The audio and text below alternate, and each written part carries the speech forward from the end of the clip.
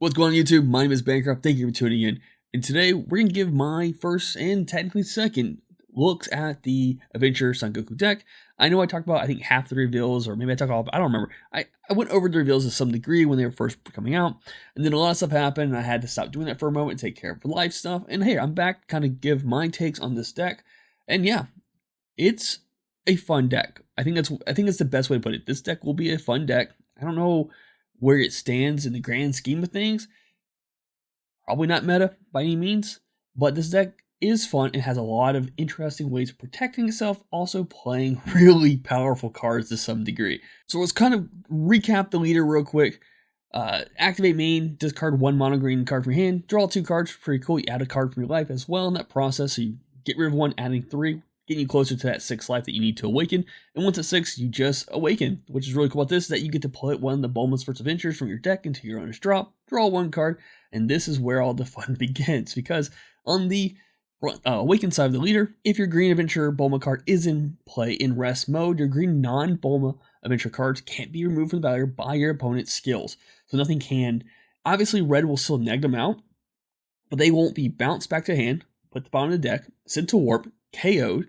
They're protected. It doesn't matter if they have barrier or not, they just can't be removed from the battle area, which is pretty cool. So obviously the first target will always be Bulma, and then your opponent will have to get rid of the other card afterwards. Activate main. If you don't have any non-adventure cards in play in your battle area, then you can play the Bulma in rest mode. There we go. And so as long as you don't have anything that's not an adventure card, boom, begin your turn. Set this up, and now your rest of your board's protected. Also, it continues to discard 1 mono green card from your hand, draw 2 cards when you attack, which is pretty cool. Now we're going to get into the deck itself, because that allows me to kind of just go over all the cards and, just kind of recapping really quick what they do and how I kind of first looked at it and was playing those things. So yeah, let's kind of move over there right now. We're going to start with, obviously, the Bulma, because Bulma is the key card to this deck. It allows a lot of things to get going. And just kind of touching base on the card, when this card is played, you play up to 1 Oolong changing shape from your deck or drop in rest mode. So if you haven't seen the Oolong yet, cool, she fishes it out, which is great. And the Oolong itself is the card that allows this deck to be fun. And what I like about it is how accurate it is to the idea of what Oolong is. And not just Oolong, but there's also a Puar card that kind of does the same thing, which is really cool. These cards go hand in hand. So Oolong itself has the deflect skill, but activate main, limit 1. If your leader is a green adventure card, play up to 1 green adventure card with energy cost of 6 or less from your drop on top of this card with skills negated for the game, and you cannot play non-adventure battle cards for the turn. So it turns off a lot of other stuff, so just keep in mind the timing and making sure that you play what you want to play for the turn first before activating this particular skill, because once you do that, you cannot play non-adventure cards for the rest of the turn. That's about it. That is Oolong itself, and to kind of cover Puar, Oolong's target should be Yamcha. And I'll touch base on Yamcha in a second, because Puar can be played for 1 energy if you have a Yamcha. So if your leader is green adventure card, choose 1 of your battle cards, then place in the owner's drop, draw 1 card, and play this card from your hand. Then choose 1 of your green adventure Yamcha cards, return to the owner's hand. So you're free playing Oolong, you're transforming into Yamcha, you pay 1 energy to play Puar. Puar will bounce that Yamcha back to your hand, which is pretty cool. And then it has a secondary activate main. If your leader is green adventure card, play up to 1 green adventure card, enter cost 6 from your drop on top of this card to get the skill for the game. That doesn't have the lock like Oolong does. Only Oolong has the lock to non-adventure cards. So we can use this ability again to turn into either the Goku or the Master Roshi in this deck. You have another 20k swing with Puar, which is pretty awesome. So the 3 cards we got here, Son Goku, Yamcha, and Master Roshi. All great cards. I did touch base, I think, on 2 of these cards prior. Son Goku, deflect, dual attack. You can pay 1 energy if your leader is green adventure, and your opponent has 3 or more energy, and you draw a card for the 1 energy as well. Really cool, easy to get off on the board. Activate main. If your Master Roshi card is in play, you choose 1 of your opponent's battle cards, you KO it, and during this turn, next time you activate the activate battle skill on a Kamehameha energy release in your hand, reduce the skill cost by 1 green, which is really cool. It makes a card, you still need to pay 1 for the card itself, unless you have Master Roshi in play. Master Roshi is permanent, is if your Son Goku childhood card is in play, you may activate the Kamehameha energy release from your hand without paying its energy cost. Activate main, limit 1 for 1 green energy. Same thing as Goku. If you have 3, if you have 3 or more energy, draw 1 card, play this card from your hand. What makes this so good is that you can have Poir turn into Son Goku, and then play Master Roshi, and then have that card available to play it as well. Now, granted, you can't use Activate Battle if you did Poir to transform instead, but the Kamehameha energy release is 1 energy to play and 1 energy to activate battle. So initially it can cost 2 energy to do this particular effect. So if you transform into Childhood Goku, Roshi's permanent turns on. You can still attack with Roshi and use this effect as well, which is pretty cool. Activate battle for 1 green energy. Choose one of your Son Goku Childhood or Master Roshi cards, both green with Adventure, and it gets plus 15,000 power, crit, and double strike. For 1 energy, you're still getting that off of Roshi's attack, which is really cool. Or you could just use the counterattack with it, which is discard 1 green adventure card from your hand, negate this attack, or negate the attack, draw 2 cards. It's a free negate during your opponent's turn. However you look at it, this, just having both these cards on the board makes this card so good. And if you just straight up pay the 1 energy for Goku, 1 energy for Master Roshi, this card's initially free. This is my first look. I put 4 in the deck for my first look because the idea for here is play the 6 drops on turn 3 if your opponent obviously has 3 more energy, because you do need that for the Goku. But you pay 2 energy for these 2 guys, you attack Goku, activate this. The Kamehameha's activate battle isn't limit 1, so you can freely do it the first attack. Then you restand Goku, swing again with the Goku, pay the 1 energy this time, so you're tapping out in this situation, which is fine. And you're swinging twice with a 35k double strike crit. It's just good. And then you turn around and swing with Roshi being a 20k afterwards. I think offensively, this is really strong. But yeah, we're going to talk about Yamcha. So Yamcha is a little bit different. It can still be played for 1 energy if your leader's green adventure card and your opponent has 2 or more energy. And when you play this card from your hand, choose one of your opponent's unisons, remove a marker from it, which is really cool. A little bit unison control to some degree. But the auto, if Poir card is in play, when this card attacks, choose one of your opponent's battle cards, KO it, then choose 1 card in your opponent's hand, discard it. So that strategy, obviously, you Bulma into Oolong, go into Yamcha, play Poir, bounce Yamcha back to your hand, pay the 1 energy again. So if you paid 1 energy for Poir, you pay 1 energy for Yamcha to play Yamcha. You swing Yamcha, the auto will trigger, so you have Poir on the board. You KO card, discard a card from your opponent's hand, then you use Poir to transform into Goku or Roshi. I don't know why I'm saying Poir like that. I'll stop from here on out. But yeah, like turn 2 could be really aggressive as well, which is really nice.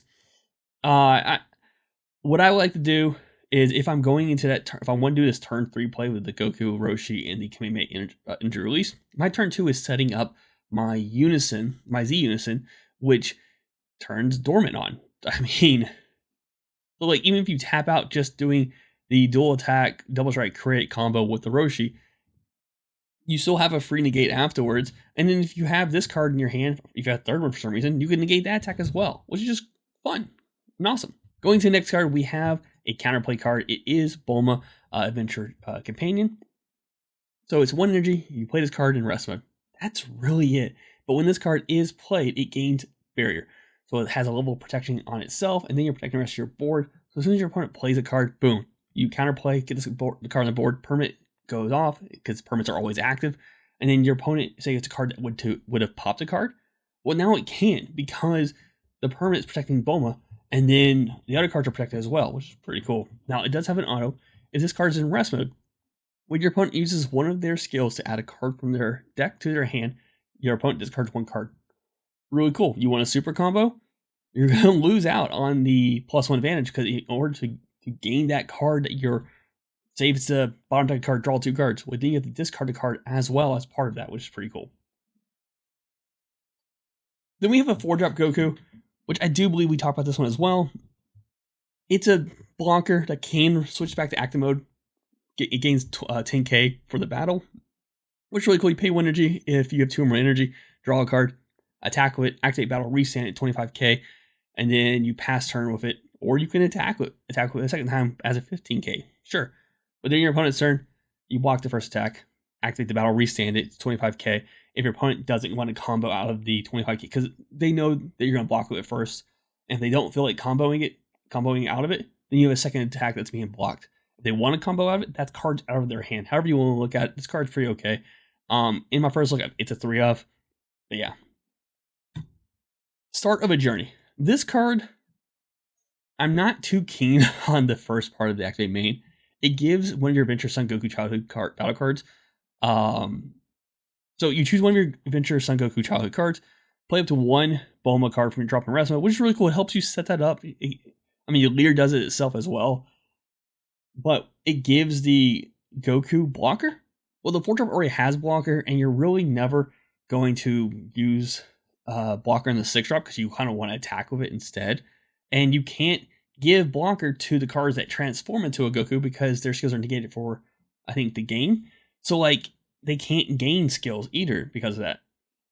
So, we use this card mainly if you want to use it. We use it for a secondary effect, which allows you to search top 7 cards in your deck and up to 2 green adventure cards to your hand. It just allows you to see cards you want to see for 1 energy. It's a great turn 1 play. If you don't see it turn 1, it becomes a charge target. That's how I see it. Because this is the first look, we just put the Chi-Chi super combos in there. Obviously, that card gets switched out to any of the other better super combos.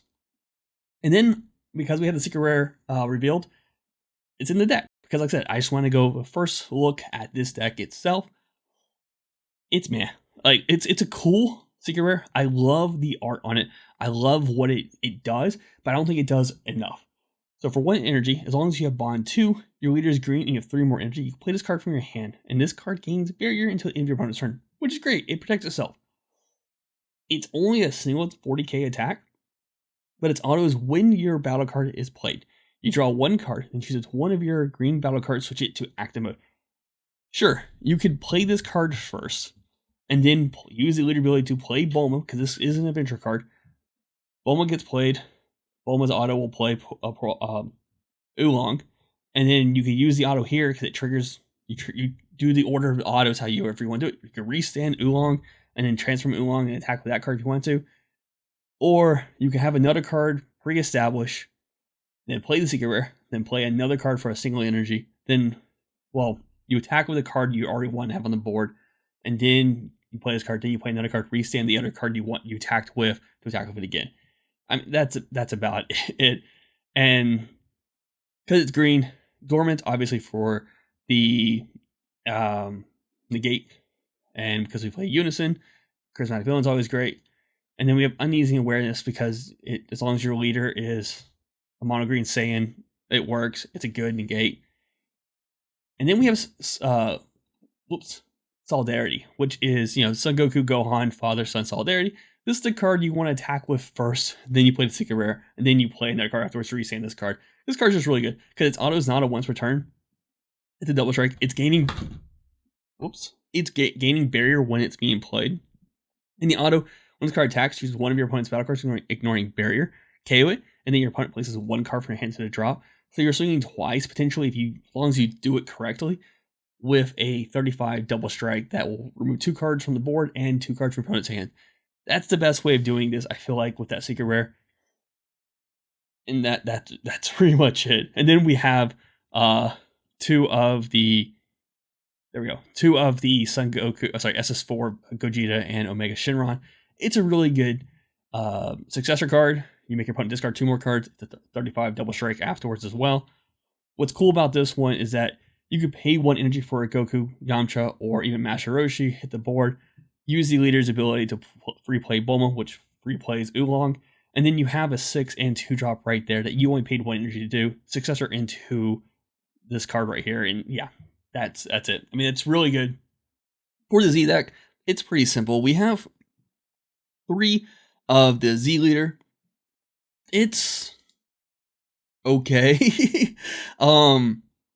It's free to do if you choose one of your battle cards and place it under his drop. Use Z Awaken for free. It's a 5k boost. Cool. Activate main's even sweet, I guess. I mean, no, this card is not that great at all. It just, if you have a card on the board that you could get rid of, and you just want to get a 5k boost on your leader just to have it, sure, here we go. This is your option for it. But activate main, limit 1 for 1 green energy. Choose one of your opponent's battle cards, KO it, place up to 1 par, changing shapes from your drop, and then remove this card from game. Cool. And I mean, like, you can straight up just play Poir as well for 1 energy, as long as you do all its crazier stuff. So it allows you to kind of reestablish that, and then you could go into like all the other cards and get a 20k skillless attack. It's cool, I guess, but I probably will only use this defensively and then immediately use the activate main, because like I think I'd rather have the leader's natural permanent and auto, because like I said, if you Z-Awaken, then you lose out on the permanent on the leader, which keeps your board alive. Because if you have Bulma on the board but you're Z-Awaken, it shuts it off because you're no longer the leader. So like, it's a hit and miss Z leader. 2 of the Shenrons, and truth be told, I think I might go 2-3 in the end on this, but that's after I get on this video. But also at the same time, like, this Shenron will never go away. Like, it's so crazy. So obviously it's a dragon, so it can't attack, which is whatever. It's 1/1, so it comes out with 1 marker. But auto, when your green adventure card is played, you add 3 markers to this card. You're getting that every turn regardless. So even people who like to attack Unisons just get rid of Unisons, it has 4 markers as soon as it hits the board. And you can play this turn 1 if you really wanted to. I don't know why you would, because then you can't gain marker. You play this turn 2, and then use Leader's ability to free play the Bulma, and boom. It now has 4 markers. And if you pass turn with 1 open energy, you counterplay with the Bulma that you have as well, and boom, it now has 7 markers, and it's -7 as you choose one of your opponent's battle cards and to gain control of it. Cool, but this Unison will never die. I mean, that's it. Obviously, 2 of the Z extra cards, because they're really good. 2 Bojacks, and 1 SSB Vegeta. I didn't know what else to kind of put in the deck. I think that was just it. Now, going over my second look, this is where I kind of don't go off the archetype build, and I kind of build it the way I think it's a better way of going at it. Obviously, it's my opinion, and let me know what you would do differently in the end on this as well. But a lot of it stays the same for the most part. Like, these cards don't change at all. These cards don't change. I just changed some numbers. Like, I think I actually had Poir as a 3 for some reason in my first look, so it's a 4 of. Like, it does a lot of good. It really does. Brought the Kamehameha release energy down because I wanted to have other things viable for me as well, and brought this 4-drop Goku down to a 2 as well. Because if I do see it, it's not a bad card. It's a 25k for 1 energy that can attack twice as a 15k, or it can block 2 attacks. If you don't have Bulma on the board though, it's going to be removed very quickly though. And then keeping up with our standard negates, our Unison negates, and then leader being a Saiyan negate. I say negate, it's a counterplay. And I think this is where things start to change a little bit. Solidarity is a 3 of, that's how it was beforehand. SS4 Gogeta and Shenron is a 3 of, because I just like having that card. So I moved that up to a 1 instead. Because like I said, it's so easy to get out. Like, you could pay the 1 for the Goku, Yamcha, or Roshi, and then immediately turn around and activate Bulma's ability to play it, and then Bulma plays Oolong, and boom, you have your 8 energy cost cards right there, those 2 cards. So, like, for 2 energy, you're getting what you need out of it without having to waste too much resources. Then we changed the Secret Rare out to Cell Max. Reason being, I was talking to, like, Jake and Nick about it, and I was explaining what the Secret Rare was, and I agree. Jake was just like, I'd rather just play Cell Max, and yeah, I would. The only difference between these 2 is that, well, if you have 3 or less energy, you cannot attack with this card. Okay, sure. If this card will be removed from the battle area, you choose all of your opponent's battle cards ignoring barrier, KO them, and then place 1 card from your opponent's life into the drop. This is really strong, and it's a quadruple strike 40k, and it's just 1 energy to play. That's it. Change the super combos to be the Great Saiyan Man. You can obviously, whatever flavor you prefer, Paragus or Great Saiyan Man. The reason why I did Great Saiyan Man is because Bulma does bring the cards from the deck or drop. So if you have Oolongs in your hand, you haven't discarded yet, and you're able to do super comboing, you can put it on the bottom of your deck, and then when Bulma's play, you can just pull it from the deck instead. I mean, you can do Paragus and just discard. I understand that.